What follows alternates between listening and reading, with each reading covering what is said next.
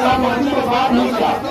चौधरी महेंद्र प्रताप, चौधरी हर्ष कुमार, बहुत बहुत आभार।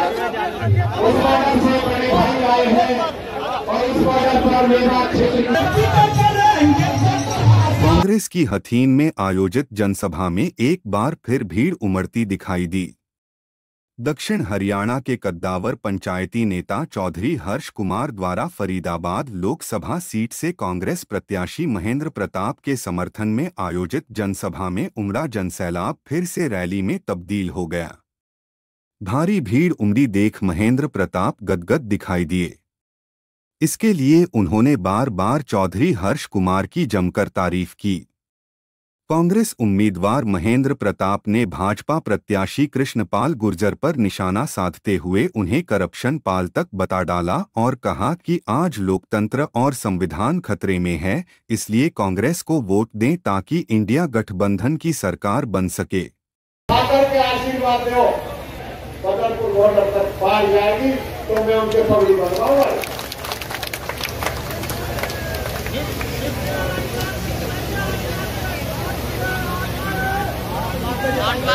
और देखो, दो चीजें इसमें, फरीदाबाद में 16 लाख वोट है, फरीदाबाद शहर में, और पलवल जिले में 8 लाख 8.5 लाख वोट है। लेकिन वो शहरी लोग हैं, अगर हमने उनसे फालतू वोट पोलिंग कर दी तो यह बराबर बचता रहेगा। और पलवल जिले से इतनी जीत होनी चाहिए कि आज तक किसी उम्मीदवार ने जीत हासिल नहीं करी। हमारे जोड़ लगा दे, कोई और बड़ों नेता जोड़ लगा दे, कोई बड़ों चौधरी जोड़ लगा दे। अगर आपके मनपसंद का कैंडिडेट नहीं होता तो चुनाव जनता तो थी है, ठीक है। अब हिसाब लगाने में ज्यादा नहीं कहता, राष्ट्रपति तो इलेक्शन होने जाता नहीं है और प्रधानमंत्री के बड़ो कोई नेता ना है। लेकिन जब जनता का मन उतर जाता है तो कितना ही घेरा ले, एक बारी बात है, कितना ही घेरा ले, बात कोई फर्क ना पड़ेगा, ठीक है ना। चौधरी साहब रोज रोज बात करते हैं, इनमें रोज रहते हैं कि आपके दर्शन के लिए, आपके मुखार बिंदु से कोई बात सुनने के लिए एक बात जरूर कहूंगा, भारतीय जनता पार्टी कहती है बूथ जीता तो इलेक्शन जीता, या बूथ है तो कोई नेक्स्ट के गुंडा के जीते जीत नहीं, पुलिस के बल से भी जीत सकती है सरकार। लेकिन इलेक्शन वही जीतता है जो वोट जीतता है और दिल जीतता है।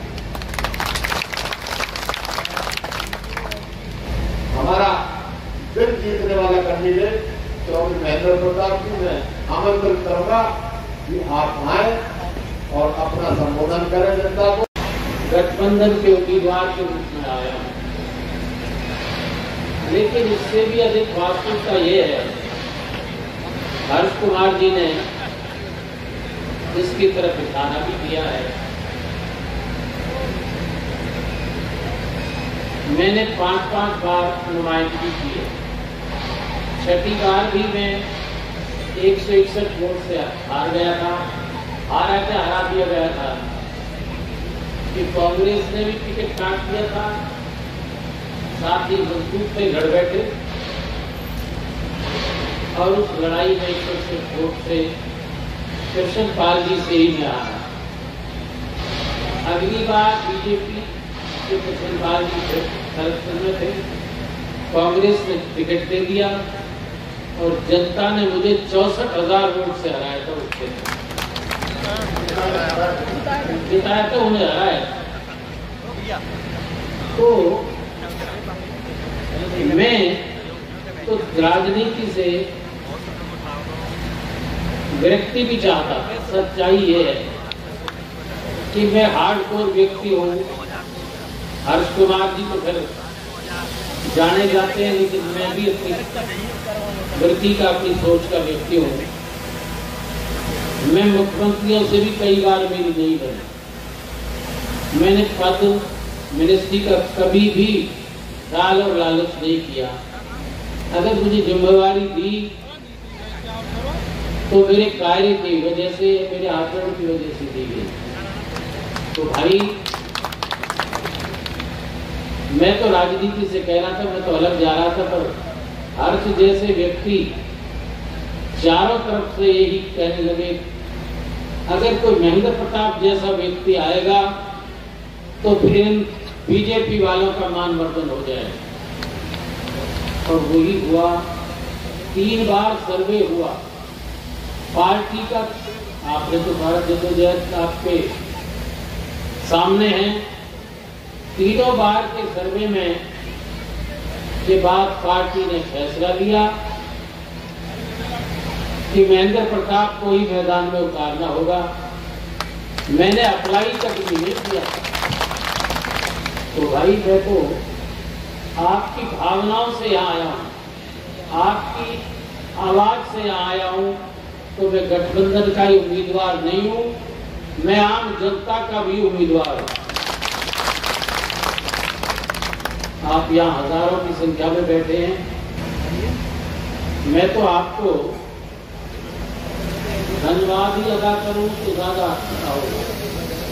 क्या आप निर्णय लिए बैठे हैं, मैं इसका हृदय से आभारी भी हूं और आपका हृदय से सम्मान भी करता हूं।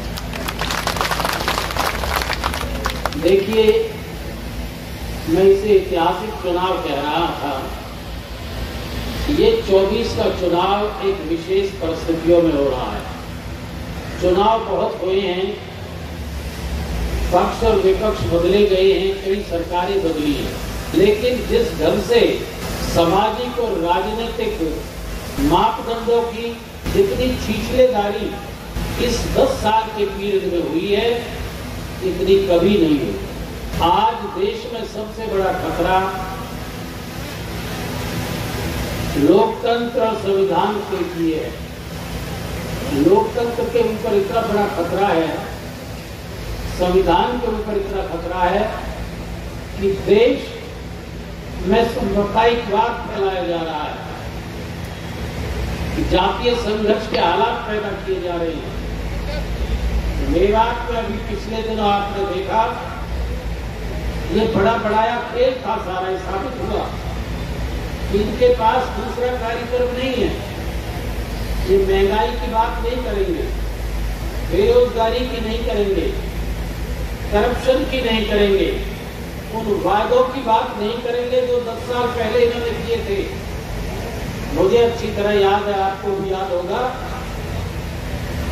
ऐसा भुग्गियों पर मोटरसाइकिल और गैस के सिलेंडर रखते थे इनके नेता है, सेंटर में बैठे हैं और कहते थे कि कांग्रेस ने महंगाई में और तेल को पी गई और काले धन को विदेशों में जमा कर दिया।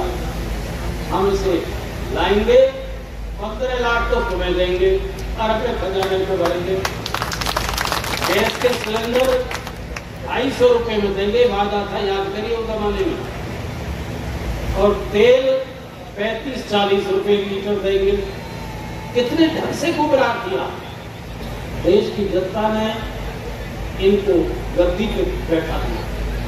सस्ता तेल आ रहा है, रूस हमें डिस्काउंट से दोस्ती के आधार पर दे रहा है, फिर भी उन कंपनियों को फायदा पहुंचाने के लिए, अडानी अंबानी जैसियों के लिए तेल में छूट दे रही है। अडानी अंबानी जी के लिए मोदी जी कहते थे ना खाऊंगा ना खाने दूंगा। अडानी का 10 वर्ष पहले अमीरी में दुनिया में 157 या 59वां स्थान था, आज 3रा स्थान है। ये खाने दे रहे हो, कहाँ कर रहे हो, ये धन कहाँ जमा हो रहा है? तो भाई ये तो झूठ के जुमले, सारे ही जुमले हैं। झूठ हो रहे हैं, झूठ ही पका रहे हैं और झूठ ही खिला रहे हैं जनता को। जिस वक्त अमित शाह ने मीडिया के भाइयों ने सवाल किया कि आपने ये वादे किए थे वो सारे धन का क्या हुआ? उन्होंने कहा ये तो इलेक्शन के जुमले थे।